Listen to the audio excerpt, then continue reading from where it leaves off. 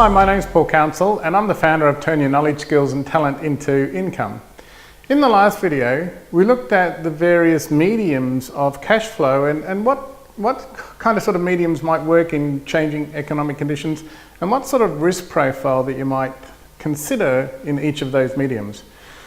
Today I'd like to give you an understanding of the three phases of work that people generally go through, and in particular one of the phases that people get stuck at. And in these changing economic conditions, it's important to be able to move through that phase onto generating the types of returns that you're looking to generate so that you can reach that sense of security and that sense of freedom.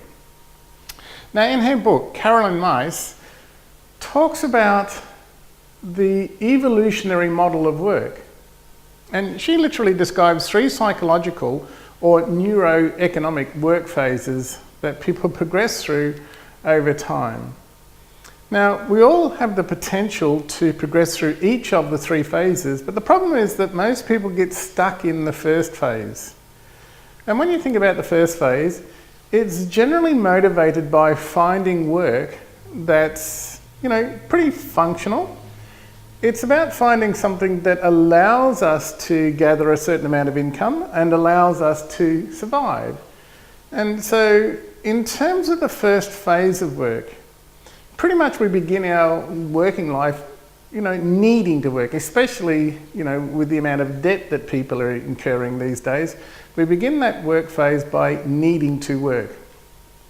But statistics tell us that nearly 70 to 80% of people who are currently in their working lives today, they're not particularly happy. And when you ask them, would you rather be doing this or would you rather be doing something else, then they'll predominantly say, look, I'm working here because I need to, but I'd much rather be doing something else. I'd much rather be experiencing freedom. Now, if you think about if those numbers are correct, then we've got to ask, we've got to ask the question, why do so many people remain in jobs or remain in careers that they would prefer not to be doing? Well, over the years, even though work itself often becomes repetitive, and even though work itself often becomes unsatisfying for people, most people become trapped in this phase simply because of their spending habits and simply because of the amount of debt that they begin to incur over time. Now, when people experience stuckness, they begin to feel as though that they can't do anything else. And so Professor Mark Albion, who is really a high-flying entrepreneur, he consults with Fortune 500 companies, he's a Harvard Business School professor, he observes that people often become trapped by a feeling that they need to keep doing what they're doing in order to pay the mortgage, in order to pay for the children's education, in order to pay the mounting bills that seem to be just piling up increasingly. And this sense of stuckness in this first work phase, it reminds me of an old Groucho Marx joke that involves a story about a guy who goes to a psychiatrist and says, look, I don't actually have the problem, but my brother has a problem. And the psychiatrist says, well, what's your brother's problem? And he said, well, look, my brother's problem is that he thinks he's a chicken. So, said the psychiatrist, why don't you just tell him that he's not a chicken? And the guy says, well, we'd really love to do that, but the problem is we actually need the eggs. And that's it, really, when you think about it. Most people become stuck at that first phase of work, which is all about survival, which is all about needing to work, which is all about getting needing to work to get the eggs to pay the mounting bills. And so over the years, they get stuck in a life that they really weren't hoping for and they really weren't set up for, but they find it very, very difficult to change. And with the mounting increase in terms of our changing conditions, especially when you look at the economies that are changed, and given that we're kind of sort of in this age of limbo that Lee Callum talks about, it's really important to understand that we've got to move beyond that survival stage of work. And when we move beyond that, we enter the second phase of our working life, which is really looking at a career-based thing or a thirst for greater expansion and greater skills. Now, this phase actually begins with a need, with an awakening need that kind of sort of lies really dormant during that sort of survival phase of work.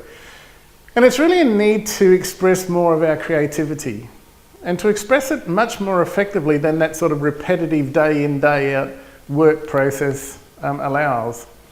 Now, after people enter that career phase, they initially love it because it really feels part of them, and it feeds part of them that it's not really being nourished by this notion of lifelong job-ready servitude, and it really does allow people to tap into some talents that they've got that really aren't able to be expressed in that sort of routine, day in, day out process.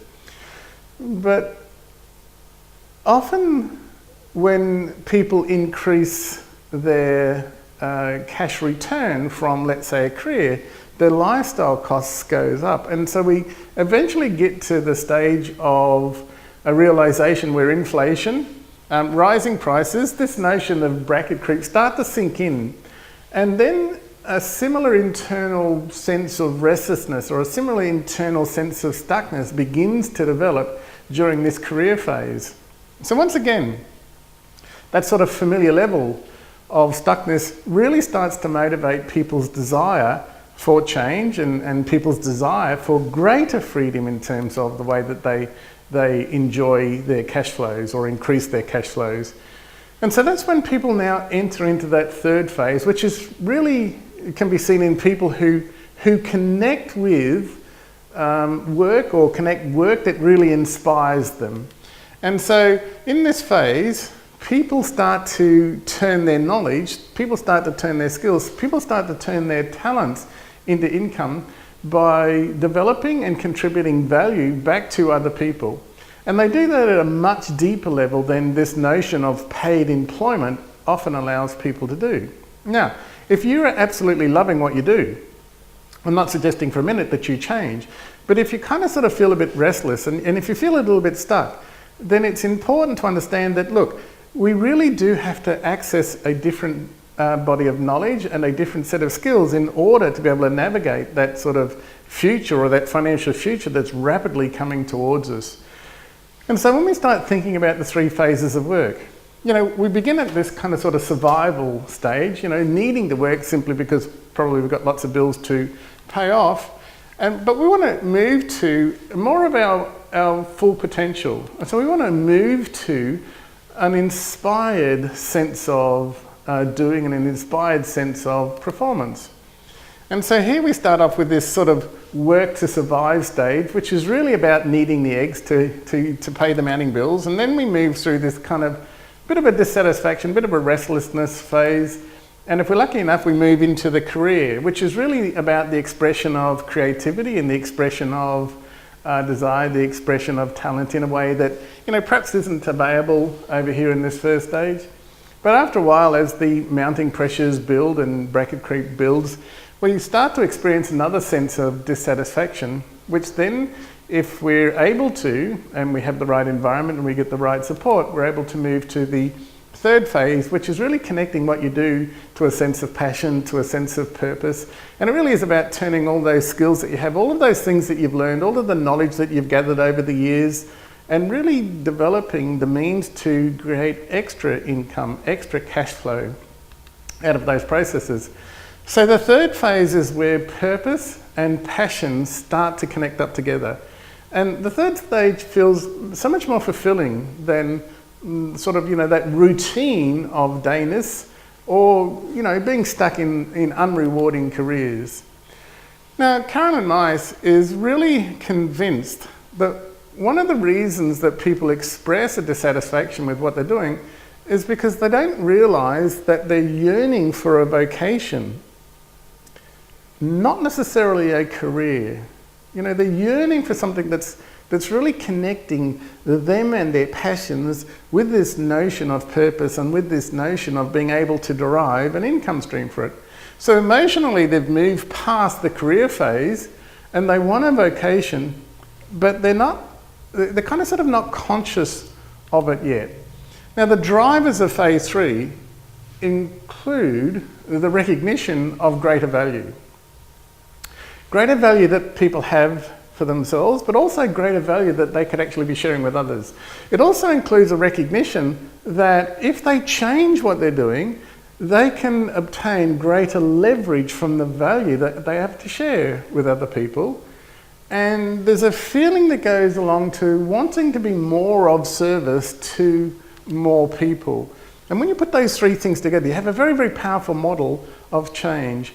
And it really stems from this desire, this deep desire to, to make more of a contribution. To make more of a contribution to help people to become more than they can become simply, more than they can become if they just simply work by themselves. So it's what we're able to bring to other people. For many people, sharing their knowledge with people in a value-added way ultimately becomes more fulfilling than either work or a career. And if you think about the results of those processes, well, jobs and careers, they're kind of sort of really designed to provide for pocket wealth.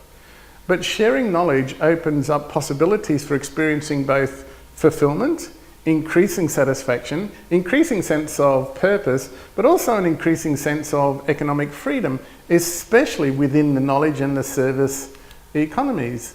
And if you think about, for years and years and years, the American author and motivational speaker Zig Ziglar, he's always maintained that the way to get what you want is really to add value and to help a significant number of other people get what they want out of life.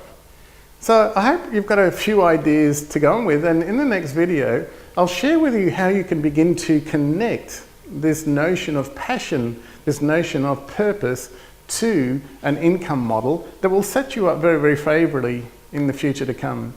So until then, it's bye from me now, and remember to live life on purpose for purpose. See you next time.